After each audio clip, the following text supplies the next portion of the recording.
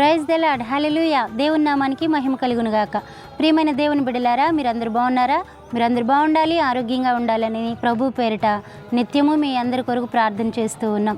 అలాగే మరి ఈ రోజుల్లో మనం చాలామంది రకరకాల సహాయాలు చేస్తూ ఉంటాం కదండి. అయితే మరి సహాయాలు చేసి మనం అవి ఎవరి కోసం చేస్తున్నాం, ఎందుకు చేస్తున్నాం అంటే, చాలామంది దేవుడు ఆజ్ఞను బట్టి పేదలను కనికరించటం, మరి ఎదవరాండ్లను కనికరించటం, వాళ్ళకి సహాయం చేయటం, మనకి మన దేవుడే సహాయం చేయడం నేర్పించాడు. ఆ మంచి మనసు చాలామందికి ఈ రోజుల్లో ఉందండి. అందుకే మన క్రిస్మస్ టైంలో కానీ, మరి నూతన సంవత్సరం టైంలో కానీ చాలామంది చాలా రకాలైన సహాయాలు చేసి ఉంటాం. బట్టలు కానీ, వస్త్రాలు మరి దుప్పట్లు కానీ, చలికోట్లు కానీ, మరి రకరకాల అన్నదానాలు చేసి దేవుని సన్నిధిని ప్రకటిస్తూ అనేకులకు సువార్త పరంగా దేవుని ప్రేమను చాటుతూ ఉన్నాం కదండి. అయితే బైబిల్లో కూడా ఒక వ్యక్తి ఉన్నాడండి. ఆ వ్యక్తి ఎవరో అని మనం ఆలోచన చేసి చూస్తే, అపోస్తుల కార్యాల గ్రంథము 10వ అధ్యాయము 4వ వచనాన్ని చదువుతాను, శ్రద్ధగా ఆలకించండి. అతడు దూత వైపు తేరి చూచి భయపడకుడి ప్రభువా ఏమని అడిగాను. అందుకు దూత, నీ ప్రార్థనలు, నీ ధర్మకార్యములు దేవుని సన్నిధికి జ్ఞాపకార్థముగా చేరినవి. హల్లెలూయా. ఇక్కడ కొర్నేలి అనే వ్యక్తి కానొక రోజు దేవుని సన్నిధిలో ప్రార్థన చేస్తున్నాడండి. ప్రార్థన చేస్తూ ఉంటే ఆ ప్రార్థనలో ప్రత్యక్షంగా దేవదూత ప్రత్యక్షమై కొర్నేలి అని పిలిచి, కొర్నేలి నీ ప్రార్థనలు, నీ ధర్మకార్యాలు ప్రభు సన్నిధికి జ్ఞాపకార్థముగా చేరినవి అని ధైర్యపరిచినట్లుగా మనం చూస్తూ ఉన్నాం.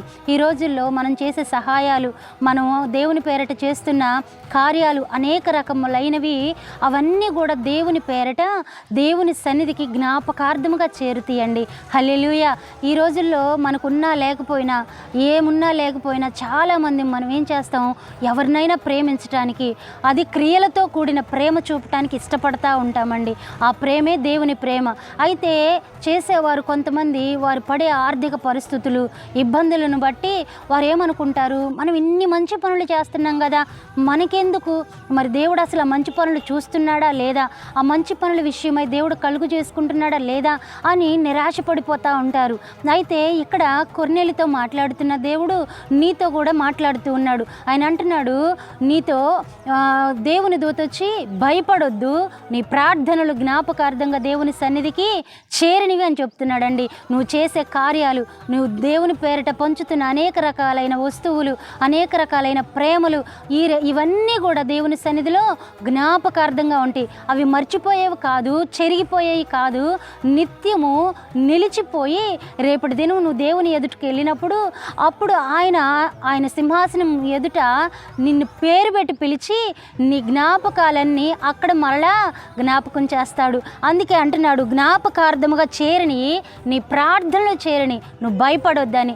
ఈ రోజుల్లో మీరు చేస్తున్న ప్రార్థనలు, మీరు చేస్తున్న ధర్మకార్యాలు, మీరు చేస్తున్న ప్రేమను పంచే, యేసు ప్రేమను పంచే మంచి మంచి క్రియలు జ్ఞాపకార్థముగా దేవుని సన్నిధిలో ఉంటాయని గుర్తుపెట్టుకొని ఇంకా గొప్ప కార్యాలు దేవుని కొరకు చేస్తూ ముందుకు సాగాలని ప్రభు పేరట కోరుకుంటూ ఈ మాటలు ముగిస్తూ ఉన్నాను. దేవుని నామానికే మహిమ కలుగునుగాక. ఆమేన్.